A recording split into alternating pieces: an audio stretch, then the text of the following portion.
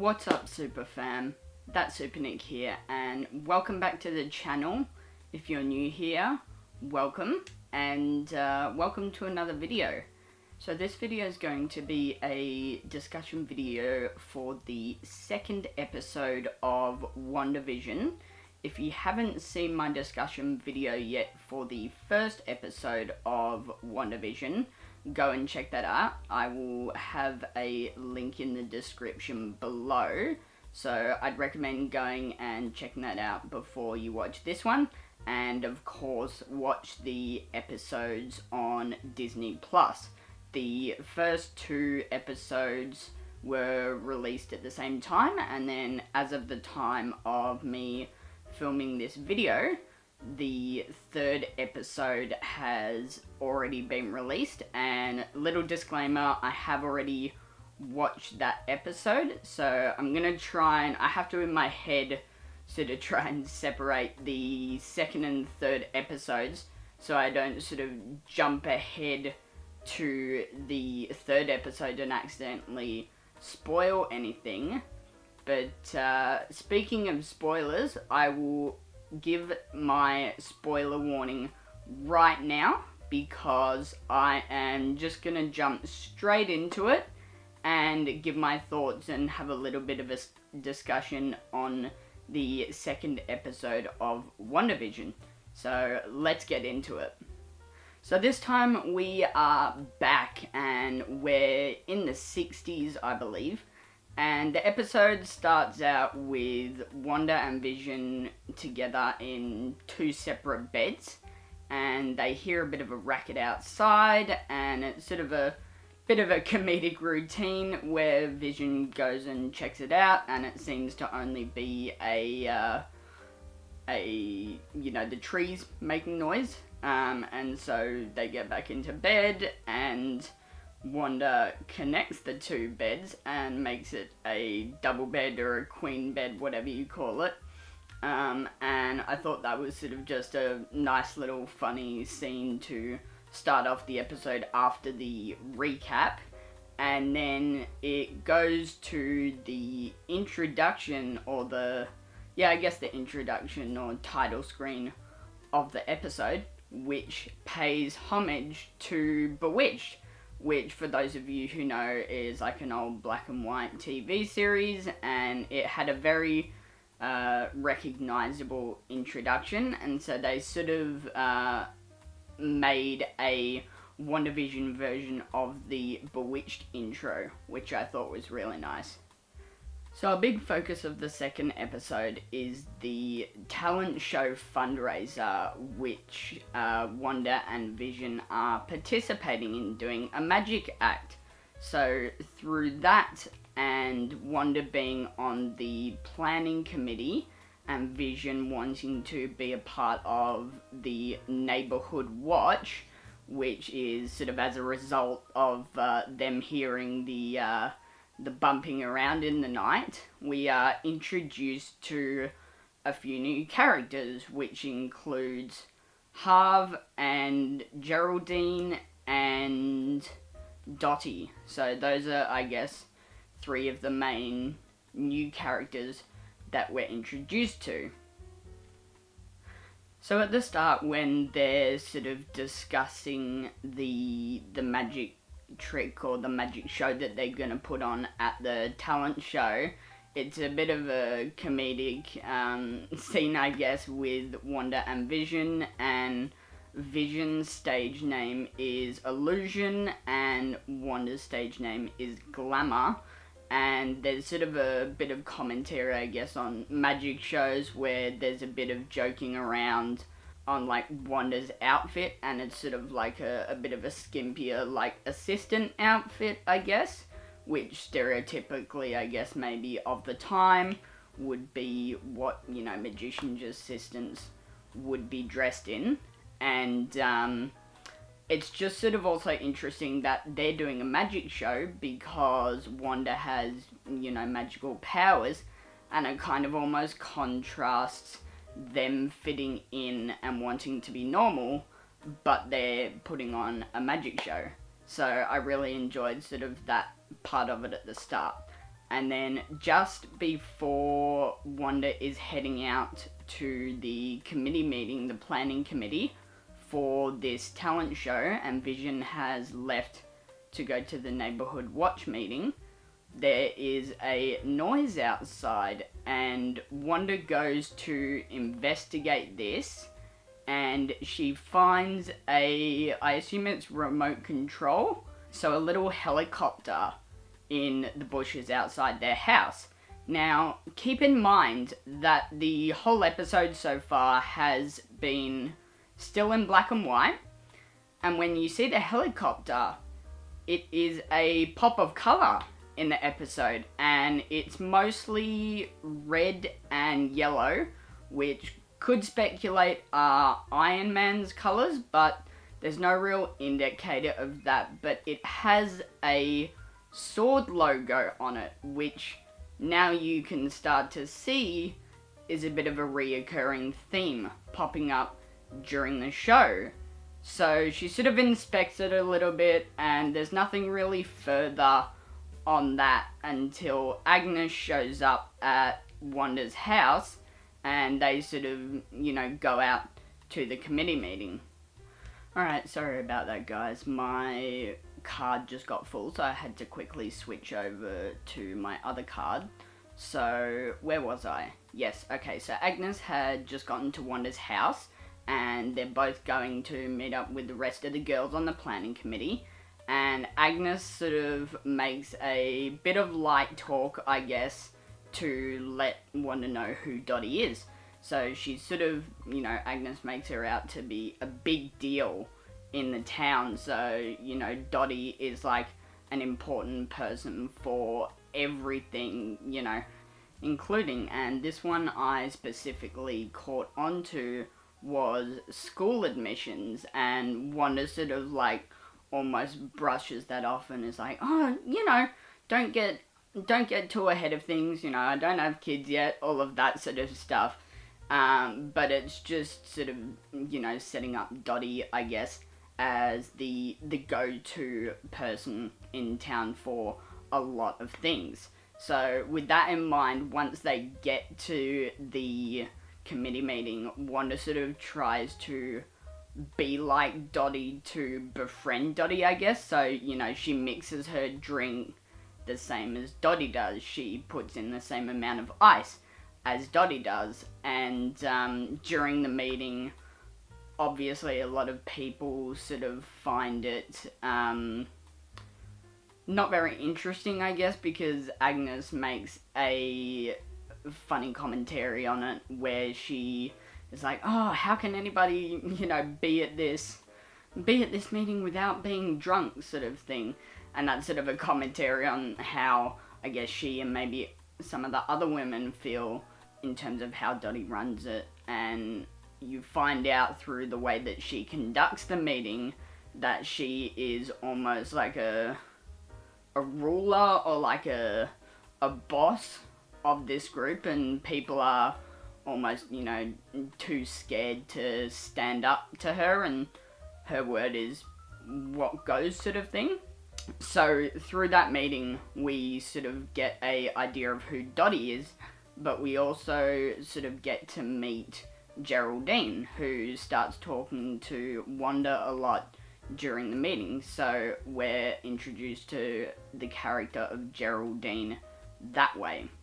So as I was talking about with the planning committee, where, Dottie is quite influential and controlling, and this is sort of shown where, she says, for the children, in regards to, their motive, I guess, for this talent show, and all the other women there in unison, I don't know what the word is, unison, I think, they also say, for the children, after her. So there's sort of that show of control and power at the at that committee meeting, and that contrasts quite a bit with the neighborhood watch meeting, which we then cut to and see Vision coming to join at the local library, I think it was.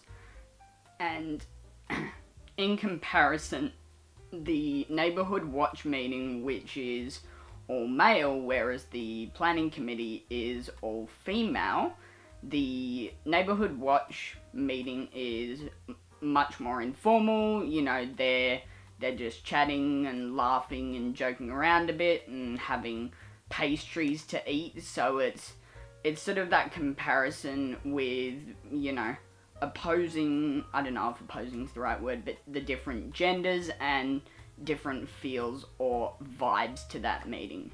Now, during the meeting, as part of it, Vision sort of makes light of the fact that he sort of jokes, like, being, oh, I can't eat, when he's offered a pastry, and then he quickly has to, like, backtrack and correct himself so that people don't think that he's abnormal. And then following that, he gets offered I guess it's a special brand or piece of gum, and he sort of takes the offer of this gum and he eats it, and then the show does something that we've never seen before, which is like a little cartoon style animation. And because we know that Vision is a android, gum does not necessarily go very well with his system. So you see the animation of the gum being chewed up, and then it goes down through his pipes or his whatever they are in an android,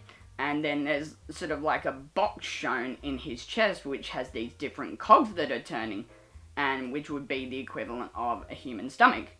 And so the gum gets caught in these different cogs, and it sort of starts to obviously mess up his system.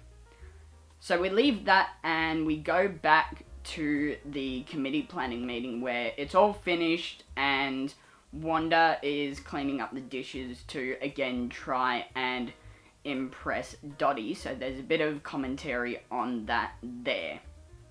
So even though during her, you know, cleaning up the dishes and doing all of that and trying to impress Dottie, we sort of see that side, but we also see a bit of a rebel in Wanda where, you know, when Dottie can't see her front on, she does a sort of cheeky little tongue poke out, like she's sort of like when Dottie can't see her. So it's sort of like, yeah, okay, she's trying to, you know, fit in and impress Dottie, but she's also aware that, you know, Dottie can be, I guess, quite controlling, and she sort of doesn't want to fall under that control and still has a bit of a cheeky side to her.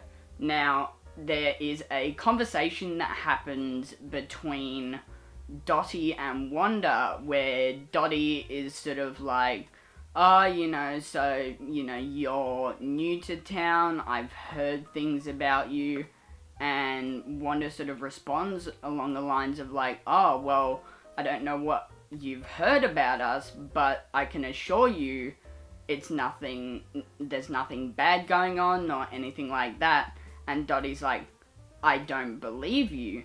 And after that line, there is a little analog radio on the table which has been playing music, but it starts to make static sounds, and they both look at the radio and there is a voice that cuts through the static and it repeats, it's like, Wanda, Wanda, can you hear me? Wanda. So it's sort of this voice cutting through the reality of this, you know, quaint little town and everything that's going on there, and that shocks Dottie a lot, and it shocks her to the point of the glass that she has in her hand, she crushes it and breaks it, and she obviously cuts herself with the glass. And even though it's black and white, again, this is another point where colour comes through and you see the red of the blood on her hand. So that's another little pop of colour that comes through in this episode. So now we again have another one of those little infomercials in the show, and I'm quite enjoying these little infomercials because I guess it was something on TV back in like the 50s, 60s, that sort of era, where they sort of advertised a product in the middle of the show to get you to buy it. And this one I found very interesting. I guess it was just accepted in the times, but now there are parts of that which could be seen as very sexist, I guess, because there was a man and a woman in the ad, and there's a commentary over it sort of saying, there's only 2 accessories, and I use the word accessories directly from this infomercial, that a man needs. 1 is his lady, and 2 is his watch. Now, the maker of this watch is Strucker, and if you know from Age of Ultron, Baron von Strucker was experimenting on Wanda and her brother Pietro Maximoff, and they both volunteered for him to experiment on them. So that was a interesting little nod towards that. And also on the watch, when they showed a close-up of it, you see the Hydra logo. So that was, again, a little Easter egg or two within one of these infomercials in the show, which I love that they're sort of able to do that within these. So now we're at the point where the talent show is happening, and, it shows us everybody who's there, the crowd that's watching, and the acts that are happening, and then we see behind the stage curtains, I guess, the backstage area, where Wanda is impatiently pacing because Vision isn't there yet, and Geraldine is sort of the MC or stage hand, sort of helping people get on and off stage. And we see Vision show up, and it appears as if he is drunk, but really, through showing another cartoon animation sequence, it just, again, reconfirms that his gears are clogged up because of the gum. Now, one act finishes, and Dottie sort of comes on the microphone, and again, this is just to show her influence and her power over the town, where she, she's like, oh, blah, blah, blah, does her bit, and then she says, for the children, and everybody in the audience repeats after her, for the children. So it's almost a mind control thing in a way, where everybody says it because she said it. So it's very interesting, again, to see, I guess, the gender roles in a way, and the, this power that Dottie has over everybody. And this is a place in this talent show where, you see people who we've been introduced to separately, like Harvard, the neighborhood watch meeting, and Agnes, and Geraldine, and Dottie, and Wanda and Vision, and everybody's sort of there in the one place, I think, for the first time. So now it's time for Vision and Wanda, or Illusion and Glamour, to do their act. And Wanda comes out on stage first, and a little bit later, Vision comes out because he's still drunk, or not quite himself. And so he's sort of a little bit off with the show, and things don't quite go to plan. So Vision, one of his first tricks, he uses his powers to fly, and Wanda has to sort of cover this up to show that they're, normal and don't have powers. So she uses a little bit of her magic to make like a rigging thing appear, so it looks as though Vision has a string attached to the back of him, and she sort of makes a very comedic thing out of him by winding him down with a big pulley system. And then he makes as though he's lifting up a big old full weight piano, and Wanda again has to cover this up by making it into just a cardboard cutout of a piano, and sort of revealing their secret that way. and then he puts his magician's hat and phases and makes it go through him. You can't really see me doing that. Makes it go through him and out the back. And then Wanda's like, I really wish we didn't have to show you our secrets and the way we do it. And she pulls back the curtains and there's mirrors there. So they pull that one off that way. And then the final one they do is the cabinet trick.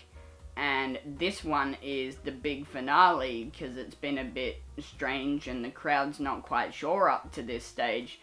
And they get to the cabinet part and Illusion or Vision forgets to put Wanda in the cabinet like he should have.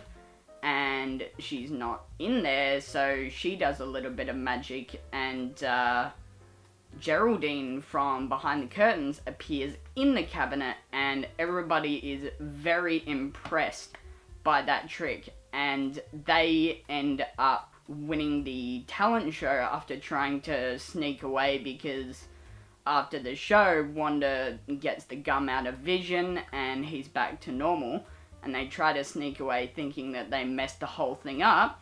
But in fact, they actually won the show and everybody was really impressed and they go up and take their bows and include Geraldine in the bow and then they return home. Now, as it was at the end of the first episode, Wanda and Vision are again together on the couch, which I guess maybe was a bit of a thing in like 50s, 60s sitcom shows. And they're sort of commenting on, you know, how they're becoming a bit more normal and fitting in more, and as they put it, with a few modifications.